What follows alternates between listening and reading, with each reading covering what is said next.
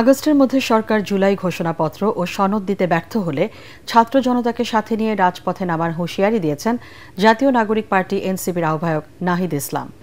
বিচার সংস্কার ও নতুন সংবিধানের দাবিতে দলের ১০ম দিনের জুলাই পদযাত্রা শেষে মাগুরায় এক পথসভায় তিনি একথা বলেন।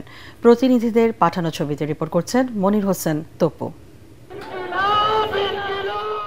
বৈরী আবহাওয়া উপেক্ষা করেই দুপুরে ঝিনাইদহ থেকে মাগুরাতে পৌঁছান এনসিপি নেতাকর্মীরা। এর আগে সদরের ইছাখাদা বাজার থেকে স্থানীয় এনসিপি নেতাকর্মীরা তাদের স্বাগত জানান।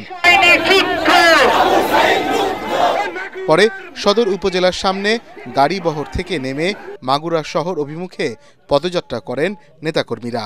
শহরের ভাইনা মোড় চত্বরে এক পথসভায় অংশ নেন তারা।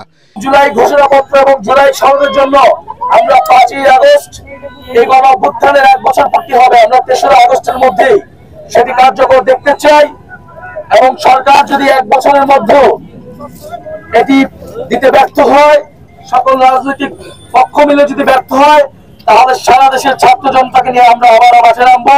এ সময় সকল ষড়যন্ত্রের বিরুদ্ধে সবাইকে সজাগ থাকার পাশাপাশি দেশ সংস্কারে এগিয়ে আসার তাগিদ দেন এনসিপির কেন্দ্রীয় নেতারা।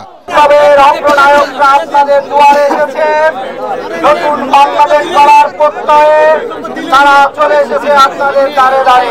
এই জুলাইয়ের যারা হত্যাকাণ্ড চালিয়েছে এই বিচারের দাবিতে সামনে এগিয়ে এসেছি। আপনারা সবাই আমাদের সাথে থাকবেন।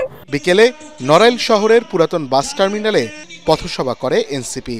সেখানে তাদের স্বাগত জানায় স্থানীয় এনসিপি নেতৃবৃন্দ এবং শুভাকাঙ্ক্ষীরা।